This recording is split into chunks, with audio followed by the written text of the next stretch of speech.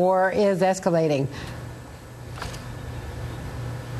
One of the most perplexing things about this health care bill is the determination of the White House and the Democratic majority to shove this down the throat of the American people, even though they've made it clear they don't support this bill. I can tell you with regard to the campaign that will continue with the American people, I think the slogan will be repeal and replace. Repeal and replace. Senator Judd Gregg was standing there with Senator Cornyn and with, of course, the Republican leader Mitch McConnell. Republicans offering dozens of amendments to the so-called fix-it bill. Democrats insist they should just give up the fight. Senator Gregg now joins us. They shouldn't be voted on not because they don't make sense, but because, get rid of them. They're the opposition. Why have an opposition party? You know, I mean, maybe we should just go to a Cuban system. I mean, that seems to be the attitude of the other side of the aisle. The American people are an unfortunate inconvenience. The fact that they've elected a Republican membership to the Senate and to the House, they're an unfortunate inconvenience that should be ignored. Senator Gregg, we don't want you to feel ignored. Here you are with us now, so thank you very much. Enjoyed your speech today. It looked like you were having a good time, too, but there is a serious purpose to your sarcasm. Do you really feel that this is, that you haven't had the time in the past year to voice your concerns? Well, you've got to remember this bill, the guts of this bill, the main part of the big bill that was just signed yesterday, arrived on a Saturday afternoon. We were given 3 days to debate it in the Senate. No amendments were allowed, and then we were forced to vote on Christmas Eve. Then it went over to the House, where no amendments were allowed, none. And it was voted on a party line vote. The only bipartisan nature of the bill was that there was bipartisan opposition. So actually, the bill Speaker Pelosi has said that she incorporated Republican amendments in the body of the bill. Yes, Andrea, that's why all the Republicans opposed it. Well, there may be other reasons why all the Republicans opposed it. The politics of the House are another whole animal over there. But the bill as it has now come to you, the fix-it bill, does take out some things that you all wanted to see taken out. Some of the perks and some of the the Cornhusker deal and some of the other deals.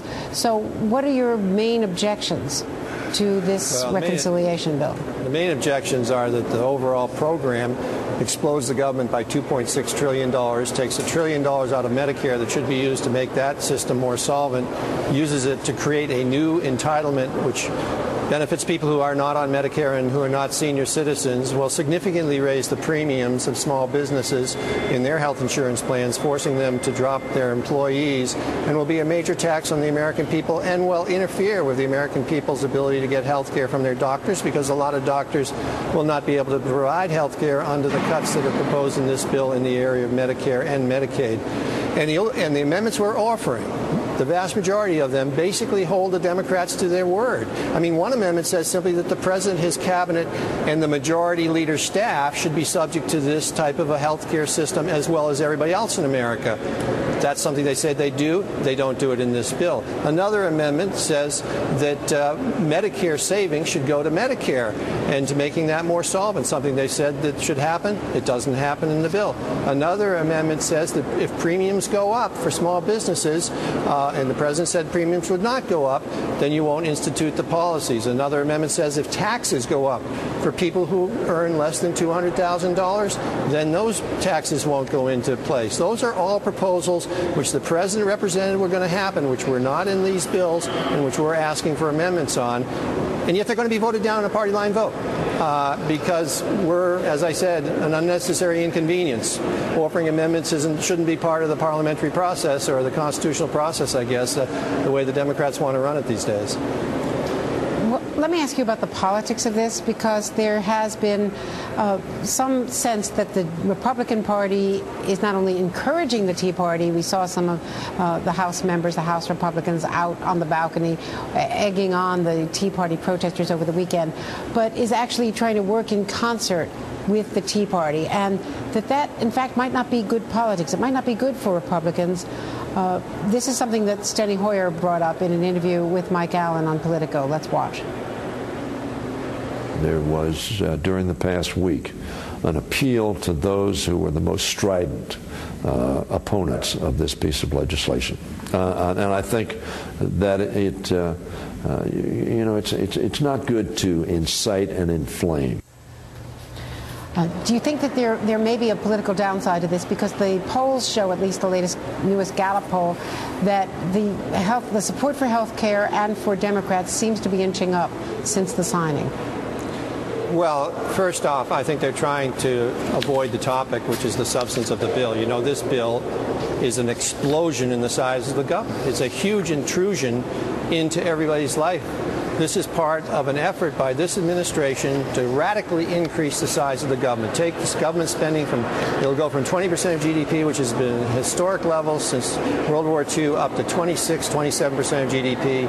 And as a result, taxes have to go up, or we will have to do something else to pay for this bill, which will be extremely detrimental to our economy and probably reduce, in my opinion, the type of nation, the quality of life that we pass on to our children. Those are the core issues, and they don't want to talk about those issues. So they pick out these marginal groups or these groups that go over the top, and believe me, groups go over the top both on the left and the right, and try to make them the issue. Well, that's not the issue. What's the issue here is the fact that they've passed a bill without basically any amendments on a party line vote, which is going to create a government that we can't afford and put government into the healthcare system in a way that it should not occur, which is therefore going to undermine the fiscal health of this country and the health of American citizens relative to their getting service from their providers.